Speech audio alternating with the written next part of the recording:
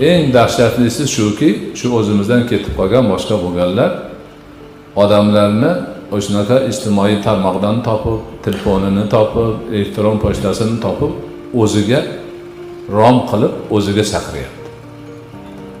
Sen u yerdan chiq. Bizni oldimizga kelgin, eng yaxshi joyga kelasan. Bu qilamiz, bu qilamiz, to'g'ri jannatga kiramiz. Boshqalardan o Allohning yo'lida kelinglar, savob bo'ladi. Agar kelmasang gunohkor bo'lasan, do'zaxga tushasan deb kallasi yaxshi ishlamaydigan odamlarni aldab, dinni o'rtaga qo'yib chaqirishyapti. Borib, u hali ketayotgan tushunmaydi, borib kimni urushadi? Borib o'ziga o'xshagan musulmonga o'q otadimi?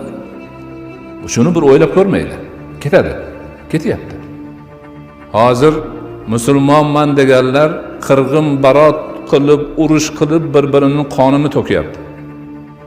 Yurtini vayron qilyapti. Bolalarni yetim qilyapti. Xotinlarni tul qilyapti. Bu musulmon ummati uchun ordir, nomusdir. Shuning uchun tanish bilishlarimiz, oshna og'aynilarimiz mahalla ko'ydan mana shunaqa fikrga almashib qolganlar bo'lsa, ularga tanbeh berish kerak. To'g'ri yo'lni ko'rsatish kerak. Islom yo'li tinchlik yo'li, xayr baraka bilan, ayniqsa musulmonning qonini to'kishi mutlaqo mumkin emas.